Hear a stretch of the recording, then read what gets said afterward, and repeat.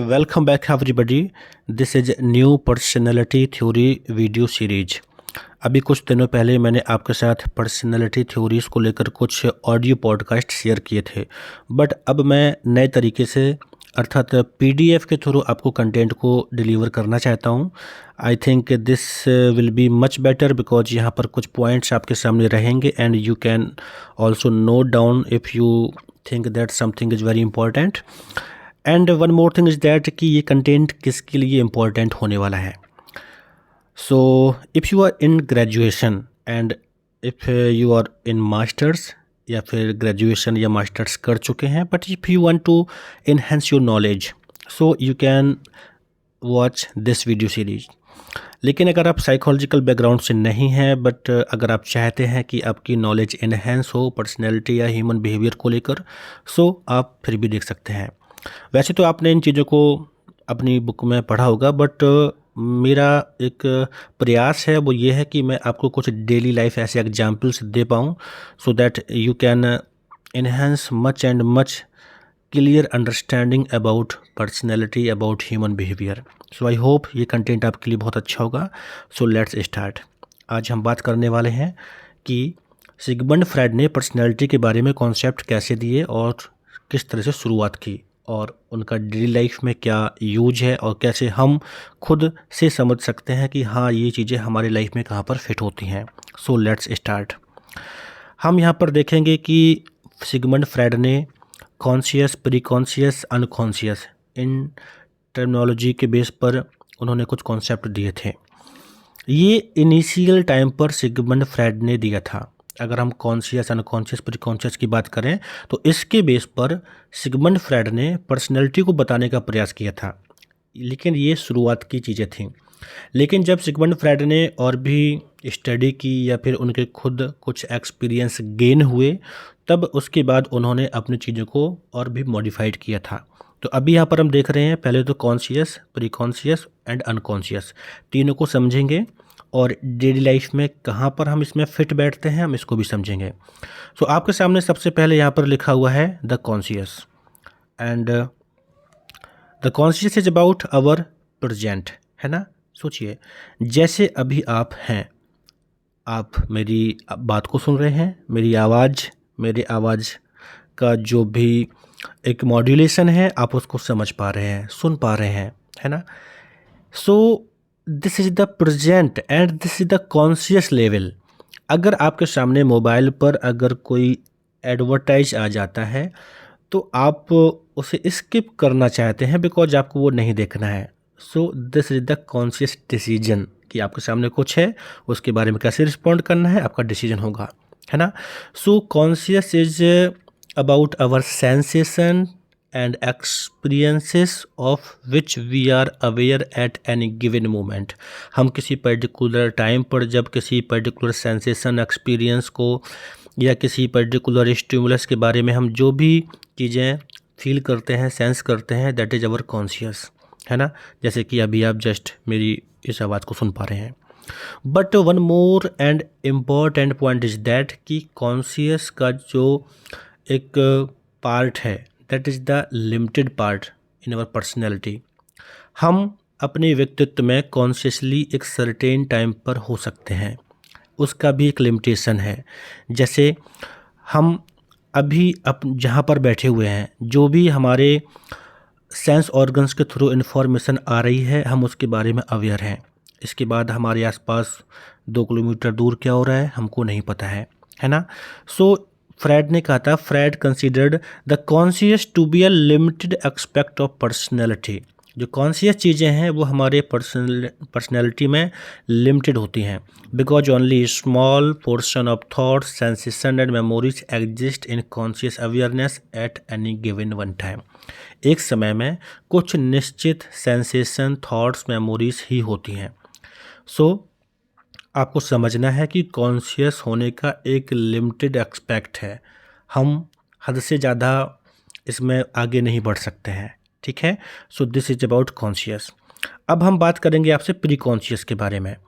जैसे यहाँ पर आपके सामने लिखा हुआ है preconscious this is the storehouse of all our memories, perception and thoughts of which we are not consciously aware at the moment, है ना।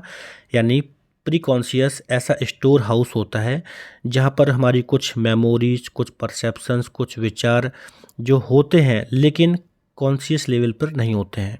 जैसे कि अभी आप मेरी इन सब बातों को सुन रहे हैं, तो बहुत सारी बातें हैं जिसके बारे में आप अभी अवेयर नहीं हैं, लेकिन अगर मैं आपसे कोई क्वेश्चन कर दूं तो आपको अवेयरनेस आ जाएगी। जैसे मैं आपसे कहूं कि कल शाम को आपने खाने में क्या खाया था, तो आप बता सकते हैं कि हाँ मैंने ये खाया था।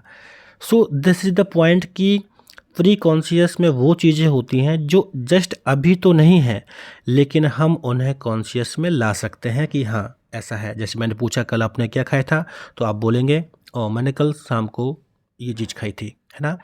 सो this is the important point कि हम जब कभी कभी कॉन्शियस में होते हैं तो अचानक से हम ना जाने किन चीज़ों के बारे में सोचने लगते हैं और हम कहीं से कहीं चले जाते हैं। जैसे कि स्टूडेंट्स के बारे में जब बात की जाती है तो उनके साथ ऐसा बहुत होता है कि वो पढ़ने के लिए बैठते हैं और 4 लाइन पढ़ते हैं किताब की और बाद में ना जाने कहाँ चले जाते हैं। सोचने लगते हैं कि अरे उस दिन मैं उनसे मिला था और क्या हुआ था, ना जाने क्या क्या बात हो सकती हैं। So this is about preconscious. आपको ध्यान रखना है storehouse of all our memories, perceptions and thoughts which are not consciously aware at this moment, अभी हाल में जिसके बारे में हम अवेयर नहीं होते हैं। So this is about pre conscious. अगर हम बात करें अनकॉन्शियस के बारे में, सो this is the most important concept on in the fried theory. Fried के थ्योरी में अनकॉन्शियस का सबसे ज़्यादा रोल है। बेसिकली अगर हम साइको एनालिटिक थ्योरी की बात करें तो अनकॉन्शियस के बारे में है। तो अब हम समझने वाले हैं कि अनकॉन्शियस क्या है। So larger invisible portion below the surface, यानी एक ऐसा बड़ा हिस्सा जिसके बारे में हम अवेयर नहीं हैं, हमको पता भी नहीं होता है, हम सोच कर भी उन चीज़ों के बारे में नहीं सोच पाते हैं। That is the unconscious. This is the focus of psycho analytic theory, है ना। आपको पता है कि सिगमंड फ्राइड का जो साइको एनालिटिक थ्योरी है उसमें हम अनकॉन्शियस पर ही तो फोकस करते हैं। So it is vast dark depth and the home of instinct those wishes and desires that direct our behaviour. Unconscious में ऐसी बहुत सारी हमारी डिजायर्स होती हैं, इंस्टिंक्ट होती हैं, हमारी कुछ विशेस होती हैं जो कि हमारे बिहेवियर को डायरेक्टली इम्पैक्ट करती हैं, हमारे बिहेवियर को प्रभावित करती हैं। आपने देखा होगा कि कभी कभी आप कुछ ऐसे व्यवहार कर जाते हैं जो आप करना नहीं चाहते थे और फिर कहते हैं यार पता नहीं मेरे से कैसा हो गया। सो इट हैपेंस दैट कि हमारा जो बिहेवियर होता है वो कभी कभी अचानक अनकॉन्शियसली हो जाता है। तो आपको यही समझना है कि सिगमंड फ्राइड ने पर्सनैलिटी को बताने के लिए शुरुआत के दौर में 3 कॉन्सेप्ट बताए थे, जिसमें कॉन्शियस है, प्री कॉन्शियस है और अनकॉन्शियस है। लेकिन इसके बाद कुछ समय के बाद जब सिगमंड फ्राइड ने और भी अपने एक्सपीरियंसेस गेन किए, तब उसके बाद उन्होंने और भी चीज़ों को बताया था। यहाँ पर ब्लू हेडिंग से मैंने एक पॉइंट लिख रखा है, the unconscious contains the major driving power behind all behaviours and is the repository of forces we can not see or control. यानी हमारे अनकॉन्शियस में बहुत सारे ऐसे कुछ मेजर कुछ बिहेवियर्स होते हैं जो कि हमें प्रेजेंट में इम्पैक्ट करते हैं, बट हम उन्हें सामने से सीधे नहीं देख पाते हैं और नहीं उन्हें कंट्रोल कर पाते हैं। ओके, सो अब इसे कैसे हम अपनी डेली लाइफ में समझ सकते हैं, इसके लिए कुछ और बात कहना चाहूँगा। जैसे कभी कभी आप अपने जब घर में होते हैं, फ्रेंड सर्कल में होते हैं, कहीं भी होते हैं, तो कभी कभी किसी किसी का ऐसा बिहेवियर होता है कि आप समझ नहीं पाते ऐसा उसने क्यों किया। सो हम तुरंत एक्शन लें, उसके खिलाफ कुछ कहें, तो हो सकता है कि थोड़ा पॉज करके हम सोच सकते हैं कि उसने ऐसा क्यों किया होगा, हम उससे बात कर सकते हैं बजाय अपने रिश्ते ख़राब करने के। सो हमें इन चीज़ों के बारे में थोड़ा समझना चाहिए। एंड कभी कभी जब कोई आपके पास आता है, जैसे मान लीजिए आप काउंसलर बन जाते हैं, आगे कुछ काम करते हैं, तो बहुत बार ऐसा होता है कि लोग परेशान होते हैं उन चीज़ों को लेके जो उनके सपनों में आते हैं। सो आपको ये भी ध्यान रखना है कि ड्रीम्स में बहुत सारी चीज़ें जो होती हैं that is the result of unconscious experience. उनके लाइफ में उन्होंने अनकॉन्शियस में क्या डाला हुआ है उसके बेस पर भी वो चीज़ों को सपनों में देखते हैं। तो ये 3 चीज़ें आपको ध्यान रखनी है, conscious, unconscious and the preconscious. अब इसके बाद हम आगे बढ़ने वाले हैं, जिसमें मैं आपको बताऊंगा कि कुछ समय के बाद सिगमंड फ्रायड ने अपने कॉन्सेप्ट्स को रिवाइज किया एंड उन्होंने 3 लेवल्स ऑफ पर्सनैलिटी को आगे बढ़ाते हुए उन्होंने 3 नए कॉन्सेप्ट दिए, that is the basic structure in the anatomy of the personality and that is the id, ego and superego. Id, ego, super ego आपने पहले भी पढ़े होंगे, लेकिन हम इसको और भी अच्छे से समझने का प्रयास करेंगे। Id, ego, super ego. Id, ego, super ego को समझने के लिए मैं आपसे कहूँगा थोड़ा सा आप कुछ उसके बारे में याद करिए, जैसे कि आपके घर में पड़ोस में कभी कोई बच्चा पैदा हुआ होगा। छोटा बच्चा जो पैदा होता है, फिर उसके बाद वो महीने भर का होता है, साल भर का होता है, इस तरह से जब वो बड़ा होता है, जब वह अपने 15-20 साल की उम्र में पहुंचता है, उसको याद करिए, उसके पूरे बिहेवियर को याद करिए। अगर उसको आप याद करने में सफल हुए तो इड, ईगो और सुपर ईगो को आप बेहतरीन तरीके से समझ सकते हैं। हम पहले आपसे बात करने वाले हैं इड के बारे में। इड क्या है? यहाँ पर आगे बढ़ने से पहले एक बात आपसे मैं और कहना चाहूँगा कि हम ये जो इड, ईगो, सुपर ईगो की बात करते हैं, ये हमारे बायोलॉजिकल बॉडी में कहीं फिजिकल फॉर्म में नहीं होते हैं। जैसे हम जब ब्रेन की बात करते हैं तो there are certain part of the brain जो कि होते हैं, आप उनको पकड़ सकते हैं, देख सकते हैं, but id, ego, super ego physical form में नहीं होते हैं। बट ये कॉन्सेप्ट जो सिगमंड फ्रायड ने दिए थे, इनका हम बहुत बड़ा रोल अपनी लाइफ में समझ पाते हैं, बिकॉज ये हमारे साइकोलॉजिकल लेवल पर होते हैं। हम अब समझने वाले हैं इड के बारे में। आपके सामने यहाँ पर इड के बारे में लिखा हुआ है, id driving force of the personality. हम इड को कहते हैं कि हमारे पर्सनैलिटी का ड्राइविंग फोर्स होता है, जिसके बेस पर हम पर्सनैलिटी की शुरुआत करते हैं। कैसे, इसको हम समझते हैं। Id contains all instinct such as hunger, thirst and sex. आपको याद होगा कि मैं इसके पहले जो एक ऑडियो पॉडकास्ट शेयर किया था वो इंस्टिंक्ट के बारे में था, जिसके बारे में मैंने आपको बोला था कि इंस्टिंक्ट हमारे जन्म से ही कुछ ऐसे बिहेवियर्स होते हैं जो ऑटोमेटिक होते हैं, जैसे कि हंगर, थर्स्ट एंड सेक्स। इसके बारे में कोई कुछ सिखाता नहीं है। The id is governed by the pleasure principle. When a need arises the id wants immediate gratification of that need. तो मैंने अभी आपसे कहा था कि हम बच्चे के बारे में समझने का प्रयास करेंगे। आप थोड़ा सोचिए, जब बच्चा पैदा होता है तो जैसे ही पैदा होता है वो रोता है, और कुछ समय के बाद जब उसे भूख लगती है वो फिर रोता है, और जब उसे भूख लगती है तो वो रोता है। उसे नहीं मतलब होता है कि उसको उस टाइम पर फीडिंग किया जा सकता है कि नहीं, उसे रोना होता है। बच्चे को जब भूख लगती है तो वो रोता चिल्लाता है, जब बच्चों को पॉटी करना होता है तो वो पॉटी करता है, जब उसे टॉयलेट करना होता है टॉयलेट करना होता है। वह किसी भी बात को लेके किसी भी तरह से इस बात के लिए तैयार नहीं होता है कि वह रुके बाद में कुछ करे, ऐसा नहीं होता ना। This is the id. Basically जब बच्चा पैदा होता है तो उसका जो पर्सनैलिटी है वो उसके इड के आधार पर रेगुलेट होती है उसकी पर्सनैलिटी, क्योंकि जो इड होता है, इड सीधी बात करता है प्लेजर प्रिंसिपल की। इड किसी भी बात को सुनना समझना नहीं चाहता है, वो प्लेजर प्रिंसिपल की बात करता है या फिर प्लेजर प्रिंसिपल पर काम करता है, मतलब जो अच्छा लगता है वो वह करना चाहता है। जैसे आपने देखा है, जो बच्चे बड़े हो जाते हैं 6 महीने के, 1 साल के, वो खिलौने से खेल रहे हैं तो उनको खेलना है, उनको अगर छीन लेगा तो वो चिल्लाएंगे। उन्हें वो करना होता है जो उन्हें अच्छा लगता है। एंड यहाँ पर एक और अच्छा पॉइंट है, ध्यान रखना है कि इड इमीडिएट ग्रेटिफिकेशन की बात करता है। जैसे मैंने कहा, उसे जब पॉटी करना है करेगा, जब उसे फीडिंग करना तो उसके लिए रोएगा चिल्लाएगा, वो इमीडिएट ग्रेटिफिकेशन की बात करता है। अब यहाँ पर जब सब कुछ इमीडिएट ग्रेटिफिकेशन की बात हो रही है तो हम समझ सकते हैं कि इड को रियलिटी से कोई मतलब नहीं होता है। यहाँ पर लिखा हुआ भी है, id has no awareness of reality. Id का रियलिटी से कोई मतलब नहीं होता है। फॉर इंस्टेंस लिखा है, the id to a new born baby who is cries and frenetically. यहाँ पर ये फ्रेनेटिकली लिखा हुआ है, सॉरी ये मिस्टेक है। waves its legs and arms when its needs are not met but who has no knowledge of how to bring about satisfaction। यानी छोटा सा बच्चा वह अचानक से चिल्लाता है, पैर अपने फड़फड़ाता है, हाथ फड़फड़ाता है, उसे बस वो आवश्यकता की पूर्ति करनी होती है जो करना चाहता है, उसे नहीं पता कैसे करना है ना। Hungry infants can not find food their own food, उसे अपने आप अपना खाना नहीं प्राप्त कर सकते हैं।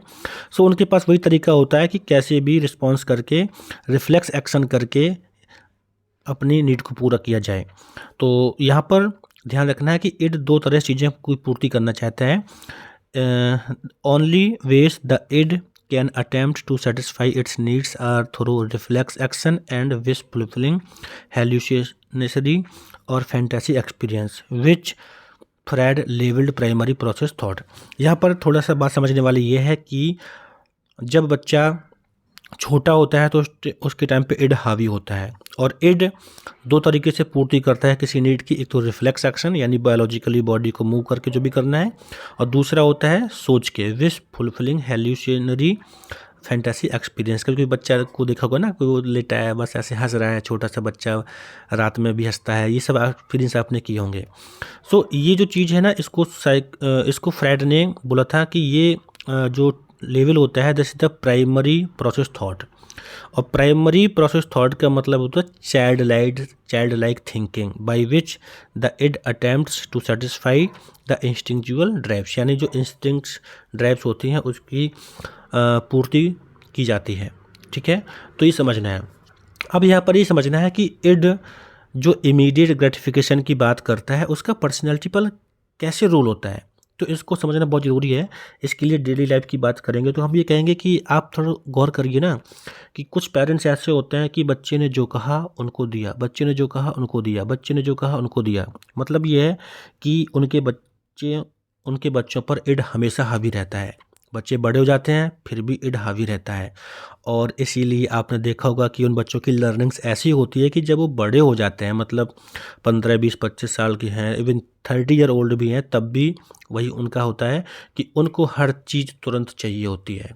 यानी उनको जो मन में आया वो उसको करेंगे। इसके लिए वो किसी से लड़ने को तैयार हैं, किसी से युद्ध करने को तैयार हैं, कुछ भी करने को तैयार हैं। तो इड का बहुत बड़ा रोल होता है कि फ्यूचर में कैसे वो चीज़ें को करेंगे।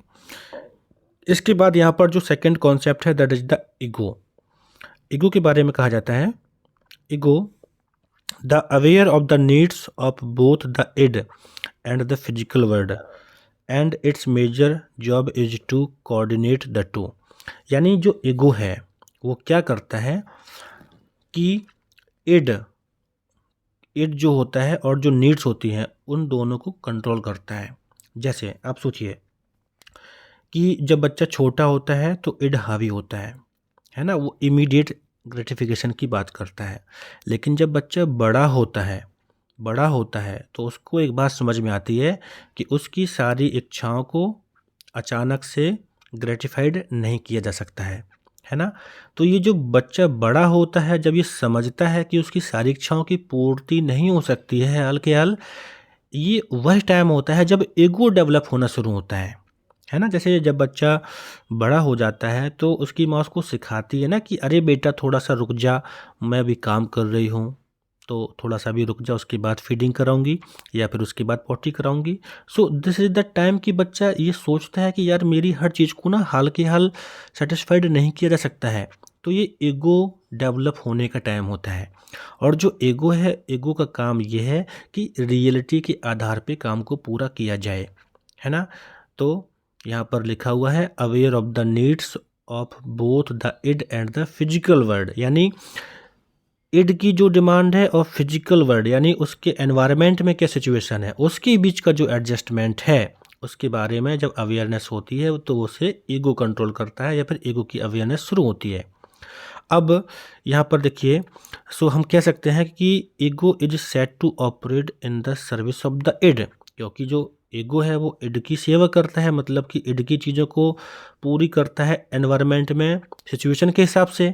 तो इसीलिए कहते हैं कि जो ईगो है, ego is also set to be governed by the reality principle because the objects its provides must result in real rather than the imaginary satisfaction of a need. यानी जब इड की बात होती है तो इड तो अपनी पूर्ति को कैसे भी कर लेता है, अपनी इच्छाओं की पूर्ति को सोच कर खुश होता है ऐसे ही, लेकिन जो ईगो है वो बात करता है रियलिटी के बारे में, रियलिटी में चीज़ें क्या है। तो आप फिर से बच्चे के बारे में सोचिए, जब बच्चा शुरू में छोटा होता है तो वह चिल्लाकर या अपने मन में कुछ भी सोच कर खुश रहता है ना, अपनी इच्छाओं की पूर्ति करता है। लेकिन जब वह बच्चा बड़ा होता है तो रियलिटी से जब वो सामना करता है तो उसे पता चलता है कि सब कुछ हाल के हाल प्रोवाइड नहीं करा जा सकता है। और क्या होता है, तो ईगो को डेवलपमेंट होता है और ईगो फिर रियलिटी को समझ के इड की इच्छाओं की पूरी करता है। अब यहाँ पर वही सारी बातें लिखी हैं जो मैंने कहा था कि the growing child is taught to deal intelligently and rationally with other people and the outside world and to develop the powers of perception, recognition, judgement and memory, है ना। जब बच्चा बड़ा होता है तो उसको सिखाया जाता है बहुत सारी चीज़ों को, बच्चे के अपने परसेप्शन होते हैं, अपने रिकॉग्निशन होते हैं, मेमोरी बनती है, तो उन सब चीज़ों से वो फिर अपनी नीड्स को फुलफिल करना शुरू करता है। लेकिन यहाँ पर बहुत ही इम्पोर्टेंट पॉइंट ये भी मैं आपको बताना चाहूँगा कि जब पेरेंटिंग गड़बड़ होती है, तो बच्चों का जो ईगो है वो भी गड़बड़ होता है और उस तरह से फिर बच्चे की जो लेटर पर्सनैलिटी होती है उसमें भी वो सारी प्रॉब्लम्स नज़र आती हैं।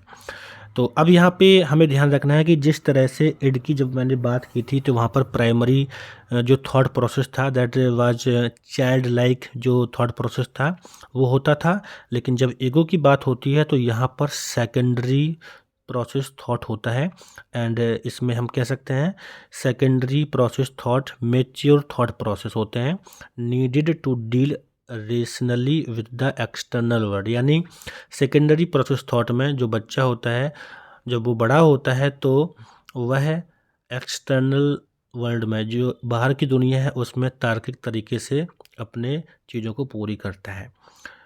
अब यहाँ पर हम देखेंगे ये जो इड और ईगो की मैंने बात की है ये बेसिकली बचपन से ही शुरू होते हैं और पेरेंटिंग का बहुत बड़ा रोल होता है कि किसी बच्चे का ईगो कैसे डेवलप होगा।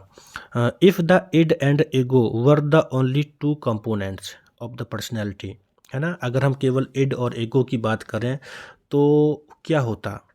सोचिए आप, अगर इड ईगो की बात, जैसे मान लो अगर मैं इड की बात करूं, अगर इड यानी अगर कोई पर्सन अपने व्यक्तित्व में इस प्रकार का है कि हमेशा इड के तरीके से जीता है, इड की इच्छाओं से जीता है, सोचो वो कभी अच्छा इंसान हो पाएगा? नहीं, क्योंकि वो कभी एनवायरनमेंट में रियलिटी को नहीं समझेगा, एनवायरनमेंट में क्या सिचुएशन है, क्या डिमांड है, उसके हिसाब से रिस्पॉन्स नहीं करेगा, तो उसका बिहेवियर तो गड़बड़ होगा ना। जैसे आज के दौर में देखो, आपके साथ में कुछ ऐसे लोग होते हैं जिन्हें नहीं फ़र्क पड़ता है कि वो कहाँ पर हैं, कैसे हैं, कहीं भी कुछ भी करने लगते हैं। इसका मतलब है उनका इड उन पे हावी होता है क्योंकि पेरेंटिंग में कुछ इश्यू रहा होगा, है ना। और अगर ईगो की बात है कि ईगो ही होता, उसके बाद कुछ ना होता, तो क्या होता, जो ईगो है बस वो रियलिटी के हिसाब से ही काम को करता, उसमें नैतिकता कभी ऐड ना होती, है ना। वो तो जानवर भी करते हैं, जो जानवर होते हैं तो वो भी तो अपने इड में उलझे रहते हैं और जब थोड़े बहुत समझदार जानवर ईगो पर भी आ जाते हैं, है ना। जैसे कभी आपने देखा होगा कि आपके घर में डॉगी होता है, अगर उससे कहते हैं ए डॉगी चुप, तो वो शांत हो जाता है। तो इतना तो होता है, लेकिन एक जो थर्ड कंपोनेंट हम फ्राइड के माध्यम से पढ़ते हैं, super ego, that is the very beautiful concept, जो ये बताता है कि अगर सुपर ईगो ना होता तो व्यक्ति जानवरों से बहुत अलग नहीं होता, क्योंकि जानवर भी तो सब कुछ नॉर्मल अपना वही करते हैं, लेकिन सुपर ईगो ऐसा कॉन्सेप्ट है जो मानव को जानवरों से थोड़ा सा अलग करता है। अब हम यहाँ पर समझेंगे आगे कि जब बच्चा बड़ा होता है तो बेसिकली वो पेरेंटिंग के माध्यम से, समाज के लोगों के माध्यम से सही और गलत के बारे में सीखता है। जब वो सही और गलत के बारे में सीखता है तो उसका सेल्फ इंटरलाइजेशन होता है कि उसे कब क्या करना है, कब क्या नहीं करना है। अब देखिए यहाँ पर एक पॉइंट लिखा हुआ है, super ego to Freud the moral aspect of personality, the internalisation of parental and societal values and standard. समाज में माता पिता से क्या सिखाया जाता है उसके हिसाब से सुपर ईगो डेवलप होता है। Although the newborn child is completely dominated by the id, the child must soon learn that need gratification usually can not be immediate. More important, he or she must learn that some things are right and some things are wrong. है ना, बच्चा सीखता है कि क्या सही है और क्या गलत है. अब यहाँ पर हम समझेंगे कि सुपर ईगो करता क्या है. Super ego strive neither for pleasure. जैसे कि हम जब ईगो की बात कर इड की बात करते थे तो इड प्लेजर की बात करता था. और जो ईगो है, ईगो रियलिस्टिक गोल के बारे में बात करता था. लेकिन जो सुपर ईगो है, सुपर ईगो ना तो प्लेजर के बारे में बात करता है ना रियलिस्टिक गोल्स के बारे में बात करता है. सुपर ईगो बात करता है मोरल परफेक्शन के बारे में, यानी क्या उसको सही और गलत के बारे में सिखाया गया है. अब आप सोचिए, जब हम और बड़े हो जाते हैं, जब बच्चे और बड़े हो जाते हैं, तब वो सही गलत के बारे में जब सीखते हैं तो उनके हिसाब से वो अपना व्यवहार दर्शाते हैं. और सोचिए कि जिनकी पेरेंटिंग गड़बड़ हुई है, जिनकी पेरेंटिंग में सही गलत के बारे में नहीं सिखाया जाता है, तो फिर उनके व्यवहार बाद में गड़बड़ होते हैं. अब यहाँ पर ध्यान देना है कि जो ईगो होता है वो बीच में होता है. जैसे पहले इड, फिर ईगो, फिर सुपर ईगो. तो इड तो बीच में होता है, तो उसके बारे में यहाँ पर आपको एक पॉइंट समझना है. The ego is caught in the middle, pressurized by these instinct and opposing forces. यानी ईगो बीच में है. इड कहता है कि उसे कोई काम हाल के हाल करना है. जैसे जब बच्चे बड़े हो जाते हैं, आपने देखा होगा ना, तो क्या होता है, उनका इड कह रहा है कि उनको चॉकलेट अभी हाल खानी है. लेकिन ईगो कह रहा है कि अभी नहीं, अभी मम्मी नाराज़ हैं. है ना. लेकिन सुपर ईगो ने भी कुछ उनको सिखा के रखा है कि मम्मी बार बार सिखाती थी चॉकलेट नहीं खानी है क्योंकि उसमें कीड़े लग जाते हैं. तो ऐसी कंडीशन में जो ईगो होता है वो बीच में होता है. Ego has a third master, the super ego. Super ego basically control करता है मोरलिटी के बेस पे. अब यहाँ पर फ्रेड ने एक बात ये कही थी कि जो ईगो है, अगर वो बुरे दौर से गुजरता है, मतलब चीज़ों को नहीं समझ पाता है या फिर एडजस्टमेंट सही नहीं हो पाता है, तब ईगो प्रेशराइज्ड होता है और एंजाइटी डेवलप होती है. जैसे आपने कहा हो, जैसे आपने किसी से कहा तो ना, अरे इसका तो ईगो हर्ट हो गया. है ना. ईगो हर्ट होने का मतलब क्या है. जैसे मान लीजिए कि किसी पर्सन ने अपने आप में जो थॉट पैटर्न बना रखा है ना, उसके खिलाफ आप कुछ करेंगे तो उसको बुरा लगता है. Id, ego, super ego 3 concepts हैं, आपको अच्छे से ध्यान रखना है, जिसके बारे में सिगमंड फ्रायड ने बहुत अच्छे से डिस्क्राइब करने का प्रयास किया है. और इसके बाद हमें यही समझना है कि अगर इड, ईगो, सुपर ईगो में जब बैलेंस नहीं होता है तो लोगों के बिहेवियर में प्रॉब्लम होती है. अब हम ये भी देखते हैं कि जब मैंने आपसे मोरलिटी की बात कही, तो मोरल की जो बात है, नैतिकता की बात है, अच्छे बुरे की बात है, इसमें कल्चर का बहुत बड़ा रोल होता है कि किसके कल्चर में क्या सिखाया जाता है, किसके लिए क्या सही क्या गलत है. ये इंडिविजुअल कल्चर बेस पर होता है. इसीलिए आप बड़े स्तर पर देखेंगे तो लोगों की पर्सनैलिटी कभी सेम नहीं होती है, बिकॉज उनके अपने अपने कल्चर हैं, अपने अपने सही गलत के मायने हैं. लॉट ऑफ थिंग्स जो कि लोगों के साथ होती हैं, उसके हिसाब से लोग अपना अपना डेवलपमेंट करते हैं, अपने अपने तरीके से आगे बढ़ते हैं. तो फाइनली मैं आपसे समराइज करूँगा कि सिगमंड फ्रायड ने पहले आपसे कॉन्शियस, प्री कॉन्शियस, अनकॉन्शियस के बारे में बात की थी. बाद में कुछ अपने थ्योरी को मॉडिफाइड किया, तो उन्होंने बताया कि इड, ईगो, सुपर ईगो जैसी कुछ चीज़ें होती हैं जो कि व्यक्ति के व्यवहार को इम्पैक्ट करती हैं. इड इमीडिएट ग्रेटिफिकेशन की बात करता है, ईगो रियलिटी के बेस पर काम करता है, और जो सुपर ईगो है वो मोरलिटी के बेस पर काम करता है. और इड, ईगो, सुपर ईगो तीनों चीज़ें व्यक्ति के जीवन में हमेशा उसके व्यवहार को प्रभावित करती रहती हैं. जिस व्यक्ति का सुपर ईगो जितना अच्छा होता है, वो उतना ही बेहतर तरीके से काम कर सकता है अगर सिचुएशन ठीक है. लेकिन जब व्यक्ति की सिचुएशन सुपर ईगो के हिसाब से डील नहीं होती है, तब उसे एंजाइटी होती है, उसे गिल्ट होता है. जैसे मान लीजिए कि आपने कोई ऐसा काम किया है जो आपके लिए सिखाया गया था कि वो बुरा है, बट आपने कर दिया है, तो आप बुरा फील करोगे क्योंकि आपका सुपर ईगो उसके लिए अलाउ नहीं करता था, बट आपने कर दिया है तो आप बुरा फील करोगे. है ना. और उस बुरा फील कम करने के लिए कुछ समय के बाद ईगो डिफेंस करता है. तो वो बाद की चीज़ें हैं, आपको मैं और भी सिखाता रहूँगा, लेकिन आप हमारे साथ जुड़े रहिए. Thank you.